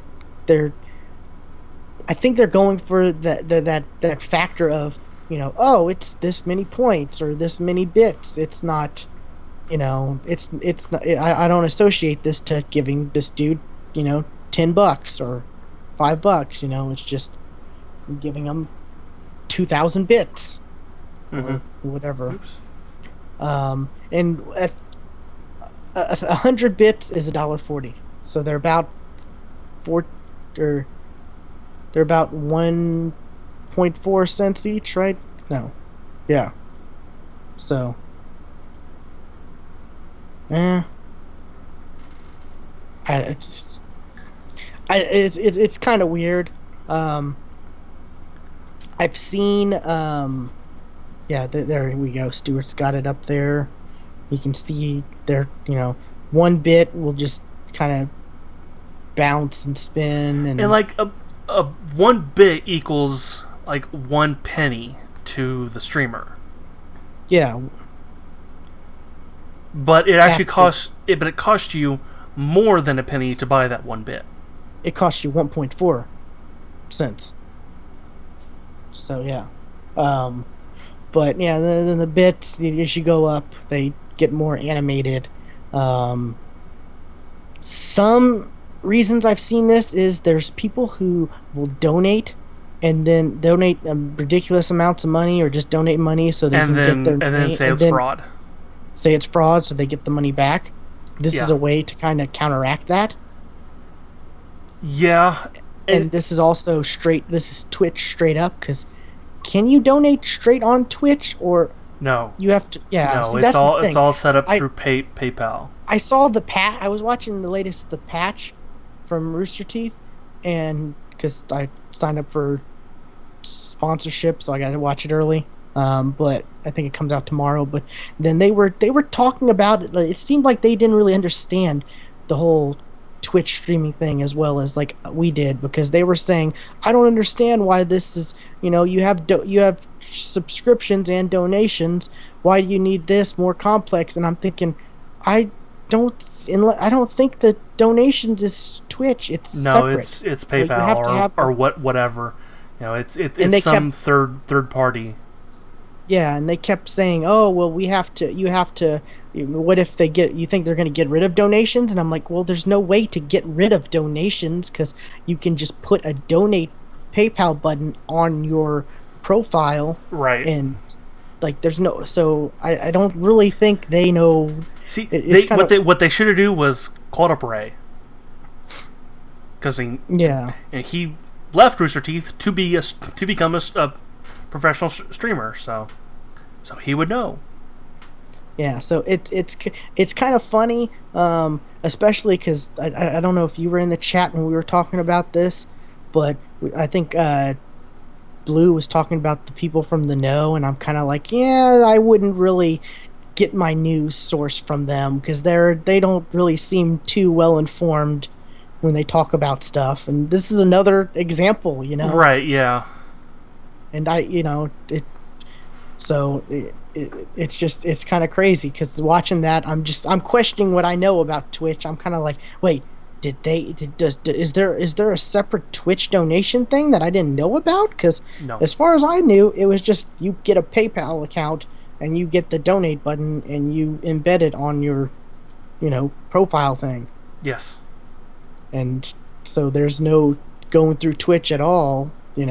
But they kept making it seem like it was going through them, and they were talking about, oh well, this Twitch, instead of going through PayPal, so they don't have to go through PayPal, they would have to go through Twitch is owned by Amazon, so they would go through, like, they were making it seem like Twitch had to go through, the donations had to go through PayPal, it on Twitch's side, instead of it was just done through These do, but not before. yeah. So I don't know, it's all craziness. It's you watch the patch, right? Or listen to it? Not really. No. Like I would watch. I've heard it from time to time. I would watch or listen to this one just so you're at least skip to the part where they talk about this stuff, just so Okay. you know the frustration that I'm trying to get across of me. Like, wait, no, that's not it. You know, y'all have a gaming news platform, and you're making money off of it. How are you not like? How do you not know this? Y'all Twitch stream yourselves too. That's true. Some of How them do you do. not know this Some of them stuff? do Twitch stream. Like, it's kind of just baffling, really. But Yeah, so that, and then the people who are, like I said, the Microsoft points effect, where people, who they're more likely to spend it because they're like, oh, it's bits, instead of, actual money. It's that step removed Right. mentality, which, I think a lot of people spent a lot of money on games because they were just like, oh, it's, you know, 1,200 Microsoft points. Right.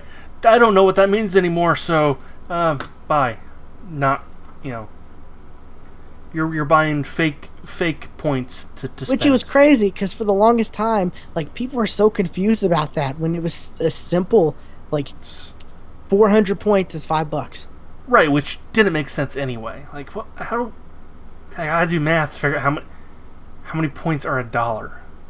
Uh, yeah. Well, I mean, it's not like things were really sold for $1. They were sold for like 5, Right, but 10, well, 15, 20. you know what I mean though. You know This what is I more mean. complex than that because it's like you get 100 bits for $1.40.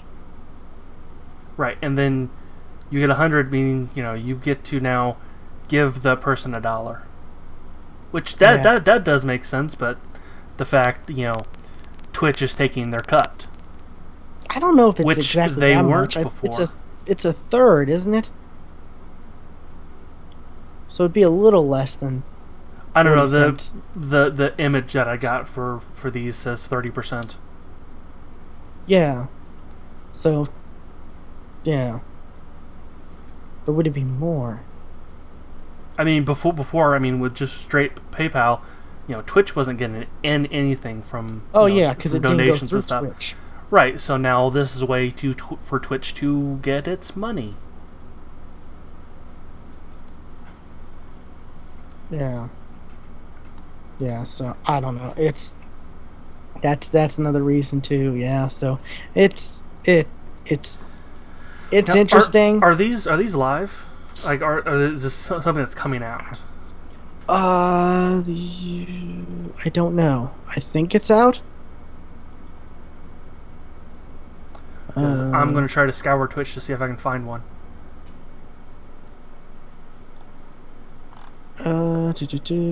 Twitch.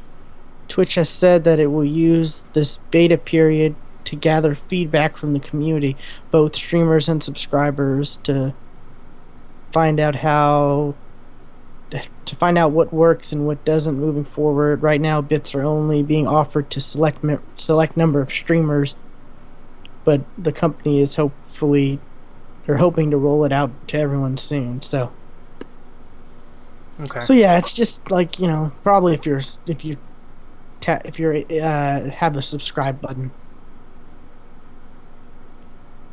you're able to get these bits. It says this undisclosed cut Twitch will take from its new bits platform has led many within the community to ask if it will be close to the 2.2% plus 30 cents PayPal currently charges who from its users who use it for tipping, or if it will be higher. So I don't know if there's an official, maybe, I don't know. But yeah, a third, that's crazy right there. I don't see why Yeah. people would And that's what, do what that. people are not going to like is a company taking a cut. Pe- the Yeah. mass the mass public does not like companies making money. Yeah, like if it was a fee like PayPal does, I could see, them doing, Amazon, since it's their Amazon payment. Mm-hmm. That would be fine since Amazon's doing the same thing. But you would have, if it was the same fee, I think more people would like this because this gives the users, something to do. And I think you can, I don't know if it I think you can do stuff like Twitch alerts, maybe, where after someone gives you so many bits, it does something. I don't know. I heard that. I heard That that they said something like that on the patch, but then again, like I said, they really didn't know what they were talking about. well, that does sound like something that that Twitch alerts could do. I mean, Twitch alerts already does the notification when someone follows or subscribes. So I mean, it does look at something in Twitch that way. So I can see Twitch alerts doing that. Well, I mean, Twitch doing it on its own. Is Twitch alerts part of Twitch? No. Yeah. Okay. So yeah, they said that Twitch was going to be doing something like that, integrated somehow. I'm surprised that Twitch hasn't integrated some Twitch alerts. Yes. See, the more Twitch can integrate these things that to make streamers not have to set up third-party systems and do this and this and that, the more they can streamline it and make it integrated, I think the better. But don't charge them a third just to be able to do that, because they'll gladly set up, they'll gladly take the time to set up everything just so they can keep their money. Yeah. But yeah, this probably isn't going to affect us because we don't make a penny off of streaming. Nope. Let's see, what else? Her Story is now out on Android. Cool. We've talked about this game before. I would highly recommend people check this out. It's $2.99 on Google Play. It's $2 less than the price on iOS, so suck it, iOS. So yeah, for $3, this seems like it'd be. It's excellent. Yeah, like, and this would totally work for. And yeah, for this type of thing. I don't see any problem, playing this on a phone. I mean, because all you have to do in the game is, or quote game, is type. I'm kind of thinking of picking this up for Android, because I didn't get through everything, and I kind of vaguely remember all the clips and stuff. There is a way to cheese it, and I know. Just give yourself blank. Yeah. But yeah, it's perfect. Like, it's a perfect platform for this. The price is right. I would definitely suggest people pick this up if they're interested in it, because this is one of my top 3, wasn't it? I think so. Maybe. I'm pretty sure it was, because it was interesting. It was one of those. It was one of the, like, oh my god, up your own ass game journalist indie artsy fartsy games that I actually kind of liked. Yeah. You know what I mean by all that? I do, yes. I think I have all of the Steam achievements. One of the few games I do. Yeah, and the actress is amazing. Yes. She does a great job. Yeah, and she won a couple awards last year for her performance in that game. Yeah. Because I remember she actually came up on stage at the Video Game Awards. Yeah, the video game, they said her name and then they said some other game. I Yes. remember that. That was the I remember issue. that too. It's like, what? Wait, was it me? Was it me? Yeah, so she did a great job, and its story it's so weird, and it's so weird and interesting. It's good. It really is. For $3 on Android, I would definitely check it out. Even $5, if you're an iOS user, which if you're an iOS user, you're used to paying extra, so you shouldn't be complaining. But even for $5, it's a good deal. And it's half off on Steam right now, so if you're listening to this before the Steam sale ends, check it out. But yeah, I saw this and I was like, I need to champion this game again and let people know who maybe aren't PC gamers, mm-hmm. but might be interested in something like this.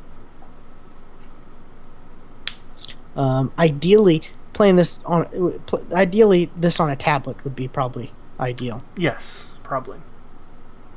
Because the larger screen, you're able to watch the videos better. But let's see, Blizzard, they fixed something in Overwatch that I don't think a lot of people knew was broken, but there were some of us who were kind of like, it'd be Now, really cool if now, this happened. was it broken or just there was nothing happening? They might have just added it. Yeah, They could have added it. because I kept thinking it'd be so cool if there was like a, like there's on like what couple of the maps before the Mm-hmm. couple of the maps, there's like this the little room you wait in. There's a basket. There's a couple few basketballs, and there's a little basketball backboard with a hoop, and if you're able to hit the ball in the right angle, the right way, it can go in the hoop. Now, that should be an achievement, by the way. Getting that It basketball in the hoop. That should it be an should be. achievement. I've done it. I have a video to prove it.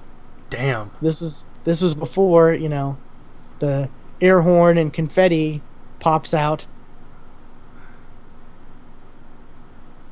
Yeah, I just played it because the link we have shows some Twitch user who captured it, but it's the new one. Yeah, it air horn and confetti goes everywhere, and it's pretty cool. I'm looking forward to playing this again and trying to make it happen. You'll never make it happen ever again. Mostly because everybody will be trying to do it now. Right. That'll And be the big thing. including Farah, who will just mess it up. Yeah. Yeah, it sucks when like I'm on like before I'd be on the table trying to position myself to do it just perfectly, and then someone would come up and just hit it, like facing the opposite way just to hit it to, you know, mess with me, and I'm like, why would you do that? I want to make a basketball goal. I want to make a basket. Come on. Quit screwing around Anyways, and get ready to that's move. pretty cool. The little stuff like that. They also added pedigree. All systems checked out. That Ready actually for came combat maneuvers. Last thing, Stu.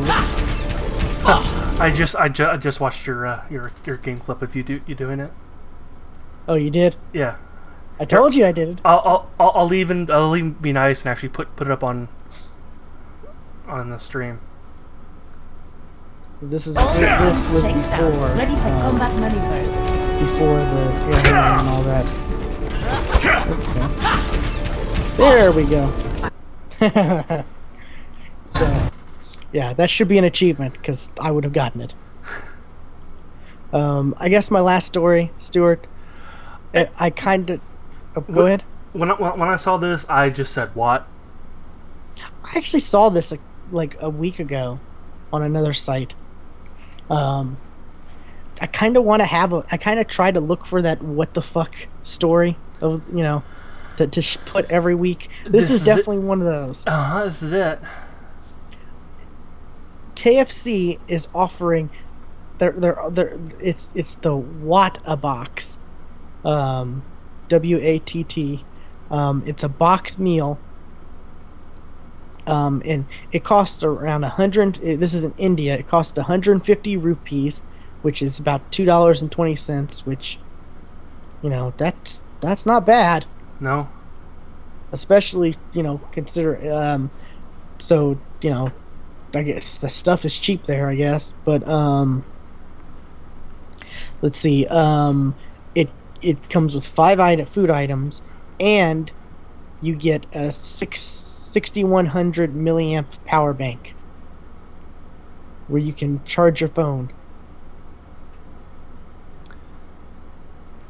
And that's going to leak onto the food somehow, and somebody's going to get poisoned from that, and then we'll never see this again. That's pretty impressive. Considering like most like let's just do a quick search of what your phone is. You got the Galaxy 6. Yes. 6 specs. Let's see. Your battery contains. Come on, load. Loading. There we go. Battery. Yours has a tw- 2550 milliamp battery. So with this box, you could charge your phone A what, third. two and a half times. Wait, how much did you say mine was? Yours is 2,550. Okay, for some reason I was thinking I put the decimal point in the wrong place. Yeah, so you could do yours like two and some change, at least twice. So that's kind of interesting. When I first saw this, when I first saw the story, it was just it was showing the box and all that. There was no like actual detail on the the size of the power bank in it. So people were like, "What is it? Is it going to be? Oh, you can charge your phone about 50, get 15 minutes worth of phone time, something cheap like that." But no, this is significant. Like, this is kind of impressive. Um, let's see. The packaging is designed so that you can simply plug a charger into the side of the box, but it's possible to pull the box apart and retrieve the power bank. It comes with sockets for micro USB and Lightning connectors, and even includes a cable for each socket. So that's actually comes with cables too. That's Wow. that's kind of impressive. I want to see this come out for the U.S. You know, It might not. it probably won't. I'm pretty sure it won't, unless it's gonna be like, I don't know, $10. Maybe still. I don't even know if $10 would be enough to recoup the cost. Because I mean, you got the cables alone. Right. They wouldn't come with cables if they came. If this came out in the U.S., it would not come with cables.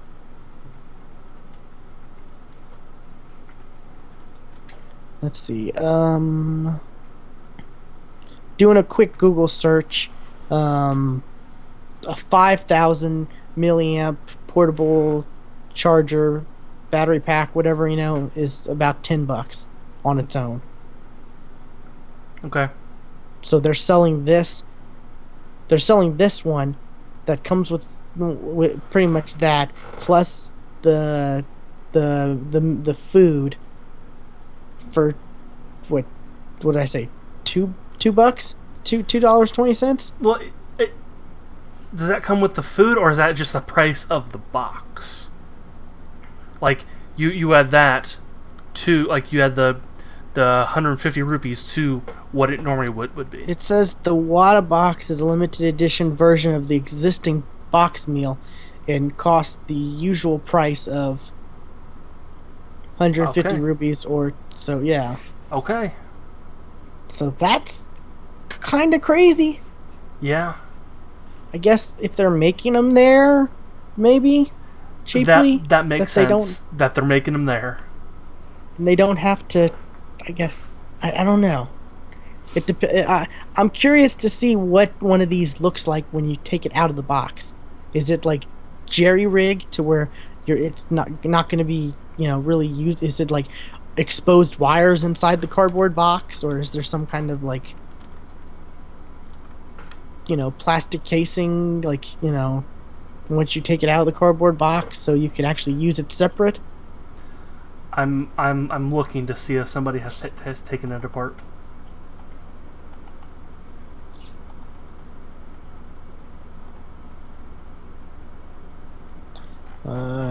Apparently this is not the first gadget promotion KFC has done. Last year, German customers were offered a tray mat with Bluetooth keyboard, and there's a link to it as well in this article. That's kind of crazy. Hmm.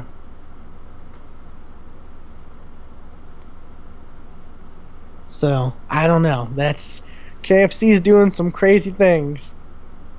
But What's up, guys? Miami yeah, Silver's this was here, and today I we're saw going to be this talking about... like I said last week, and then there was more details about it. So I was kind of like, yeah, I gotta share this. This is the second time I've come across it in a week, and it's more details, and it's just I just don't know how they're making their money up unless it's just to unless it's to draw in customers since maybe they don't do well in KFC or in India.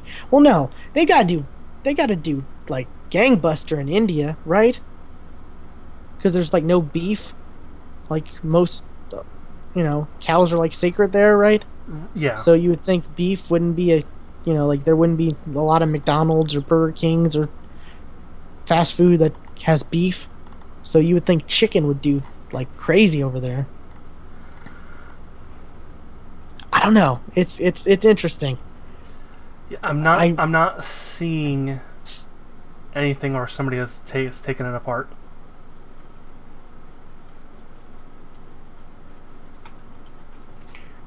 Yeah. I don't see anything either. I'm looking too now, but um I type in Wada box and I just get vaping Yeah, you get stuff. vaping. Yep, I found that out too. I didn't know that was a So thing. So, now if KFC was giving away vapes, that'd be it. No. fuck. Where's my vape at? I don't even know where mine is right now. It's somewhere. But anyways, I guess You know, that's it for the I'm surprised that there is no vape area on Twitch. You can just vape anyways while you're gaming or streaming on Twitch. You can eat while you stream, but I mean, but streaming vape is apparently a big thing. Well, yeah, the vape there's a big vape community out there where, people are doing reviews on the new tanks that come out with different coil systems Well, no, I'm that just talking about burn. oh, I'm gonna stream me vaping. Watch how big I can blow smoke or whatever the term they use is. It's a smoke. Stuart, it's a cloud. How big of a cloud I can vape? There you go. That's Because it's not smoke, it's vape. whatever.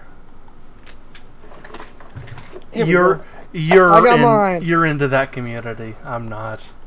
I was deep into it. Like, really, I was. I subscribed to YouTubers and was watching unboxings and watching them break down certain new tanks and, And 'cause, then like, you realize what you were doing. well, I mean, it sounds crazy. It's just like, oh, it's a vape.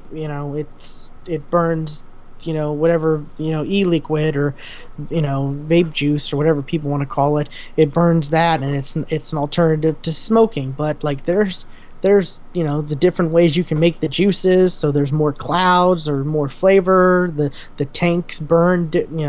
There's big improvements with the tanks and stuff, and like there's it's crazy, but I just didn't not have the time to follow all that stuff anymore. So There are contests. there are, and there are some crazy stuff that happened too at contest. I've seen videos. Ooh, that's a little bit high, but yeah, I've had this set up for I don't know, at least a year now. I haven't upgraded or done anything with it. It's fine for me. I thought you had a TARDIS box. I did, but there was a short that happened in that, so it became useless. Ah. And it was just a box with a sticker that it was a skin, a TARDIS skin. Yeah, figure that's what it was, but still. Yeah. I have seen people like turn that the what is it the universal remote wand. They've gutted that, or the universal remote sonic screwdriver. They've Okay. gutted that and turned that into a vape. There's people who have let me put Google real quick. Hold on.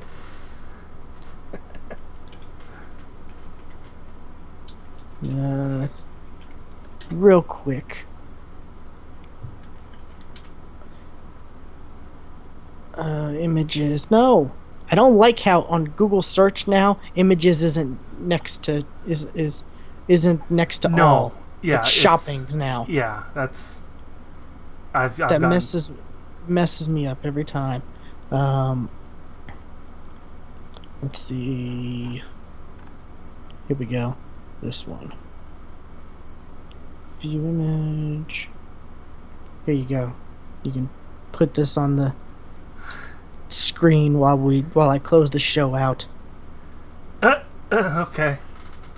Someone has it's there was actually I don't know if you can buy these or not, but there were sites that they actually took Nintendo controllers, like the square ones, and they turned them into vaporizers where the buttons actually worked, which that's pretty cool. And they got the little display right where the start and select or whatever buttons, like that's pretty cool right there, I gotta say. But Okay. yeah, the vape world is just it was too much for me to handle. And I get crapped on it for being a vapor by the Press A to Listen guys. Like, they give me all kinds of shit. I still laugh every time I hear Scar. You know, when we're playing on game nights, just the sound. Yeah. That. Yeah, like and you I remember you were like, "Will, is that you vaping?" I'm like, "No, I mute myself when I do it." But yeah, Scar, he like chain vapes.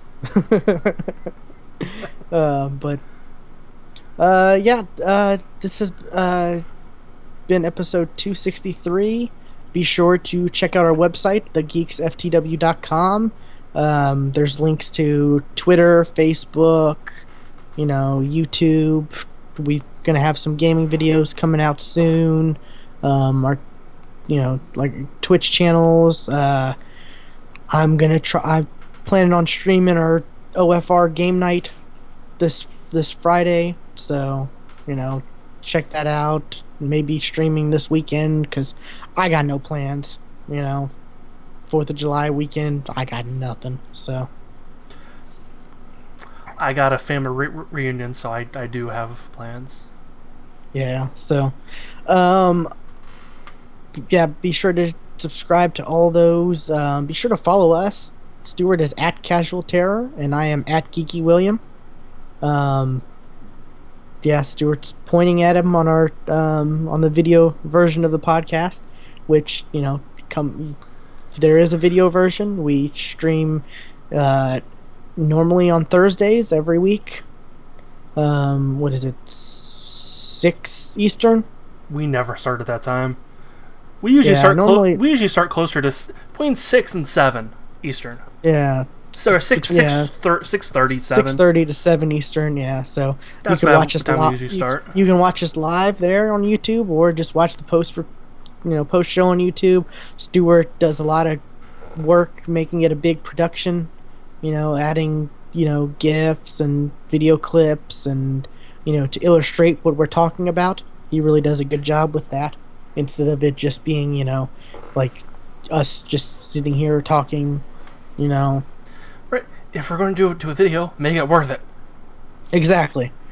So yeah, be sure to check out all those things, and we'll see you next week, people. Bye.